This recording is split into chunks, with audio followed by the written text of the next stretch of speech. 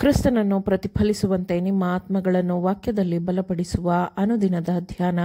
ಇಂದಿನ ಧ್ಯಾನದ ಶೀರ್ಷಿಕೆ ಸಾಕ್ಷಿಗಳಾಗಿ ಹೊರತಲುಪುವುದಕ್ಕೆ ದೊರಕುವ ನಿತ್ಯವಾದ ಪ್ರತಿಫಲ.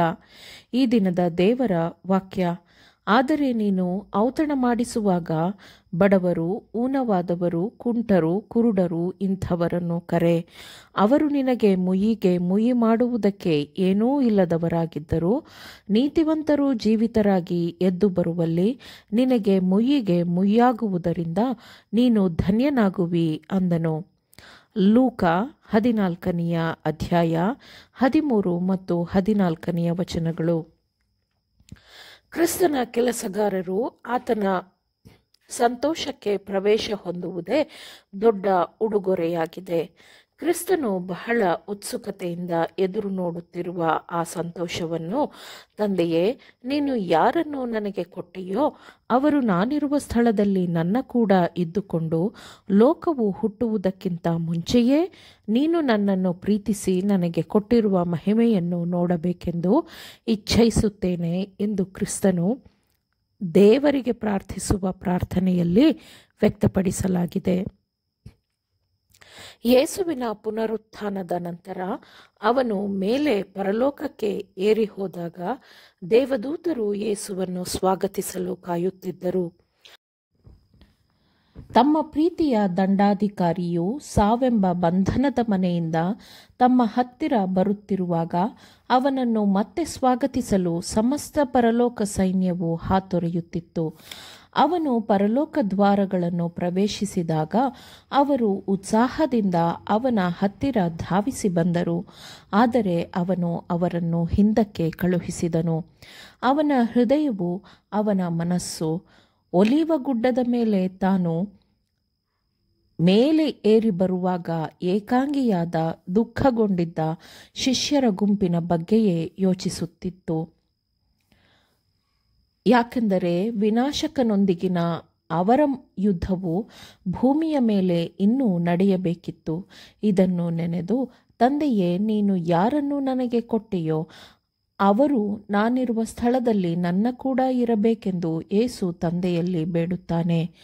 ಕ್ರಿಸ್ತನಿಂದ ಬಿಡುಗಡೆ ಹೊಂದಿದವರು ಆತನ ರತ್ನಗಳು, ಆತನ ಅಮೂಲ್ಯವಾದ ವಿಶಿಷ್ಟವಾದ ನಿಧಿಯಾಗಿರುವರು. ಅವರು ಕಿರೀಟದಲ್ಲಿನ ರತ್ನಗಳಾಗಿದ್ದು ದೇವಜನರೆಂಬ ಆತನ ಸ್ವಾಸ್ಥ್ಯದ ಮಹಿಮಾತಿಶಯವಾಗಿರುವ ಅವರಲ್ಲಿ ಕ್ರಿಸ್ತನು ತನ್ನ ಆತ್ಮವು ಅನುಭವಿಸಿದ ಶ್ರಮೆಯ ಫಲವನ್ನು ಕಂಡು ತೃಪ್ತನಾಗುವನು ಎಂದು ವಾಕ್ಯವು ಹೇಳುತ್ತದೆ. ಮತ್ತು ಹಾಗೆಯೇ ಆತನ ಕೆಲಸಗಾರರೂ ಸಹ ತಮ್ಮ ಶ್ರಮದ ಫಲವನ್ನು ನೋಡಿದಾಗ ಸಂತೋಷಪಡುವುದಿಲ್ಲವೇ?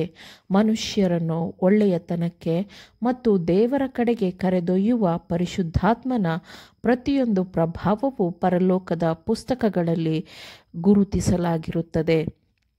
ಮತ್ತು ಪರಿಶುದ್ಧಾತ್ಮನ ಕೆಲಸಕ್ಕೆ ತನ್ನನ್ನು ತಾನು ಒಬ್ಬ ಕಾರ್ಯಭಾರಿಯಾಗಿ ಒಪ್ಪಿಸಿಕೊಟ್ಟ ಪ್ರತಿಯೊಬ್ಬನಿಗೂ ಅವನ ಜೀವನವು ಯಾವ ಕೆಲಸವನ್ನು ಮಾಡಿದೆ ಎಂಬುದನ್ನು ನೋಡುವ ಅನುಗ್ರಹವು ದೇವರ ಆ ದೊಡ್ಡ ದಿನದಲ್ಲಿ ಸಿಗುತ್ತದೆ.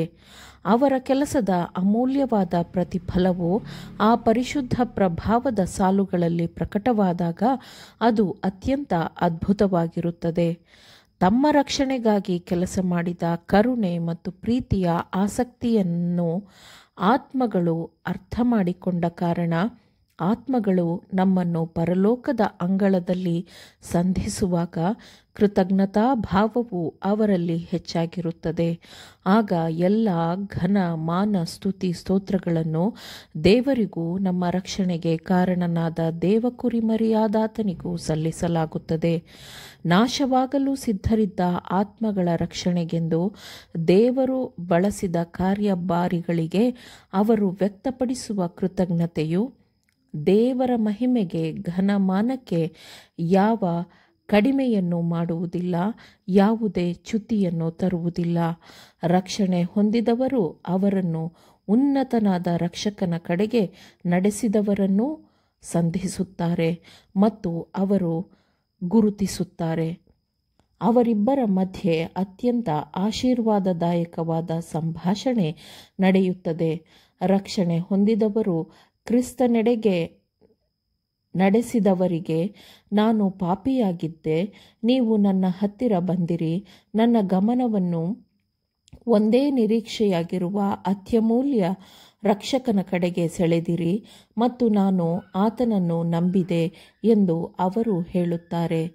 ರಕ್ಷಣೆ ಹೊಂದಿದವರು ತಮ್ಮ ಪರವಾಗಿ ಹೊರೆಯನ್ನು ಹೊತ್ತಿದ್ದವರನ್ನು ಭೇಟಿಯಾಗಿ ಅವರಿಗೆ ಕೃತಜ್ಞತೆಯನ್ನು ಸಲ್ಲಿಸುವಾಗ ಎಷ್ಟು ಸಂತೋಷವಿರುತ್ತದೆ ಅಲ್ಲವೇ? ಆಮೇನ್. ದೇವರ ವಾಕ್ಯಗಳನ್ನು ಶ್ರದ್ಧೆಯಿಂದ ಆಲಿಸುವವರು ಮಾತ್ರವೇ ಆಗಿರದೆ ಪಾಲಿಸುವವರೂ ಆಗಬೇಕೆಂದು ನಿಮ್ಮನ್ನು ಉತ್ತೇಜಿಸುತ್ತೇನೆ. ಪರಿಶುದ್ಧಾತ್ಮನ ಸಹಾಯದಿಂದ ಆಲಿಸಿದ ನಿಮ್ಮೆಲ್ಲರಿಗೂ ಧನ್ಯವಾದಗಳು. ಮತ್ತೆ ದೈನಂದಿನ ಧ್ಯಾನಕ್ಕಾಗಿ ನಾಳೆ ಸಂಧಿಸೋಣ. ಆಮೇನ್.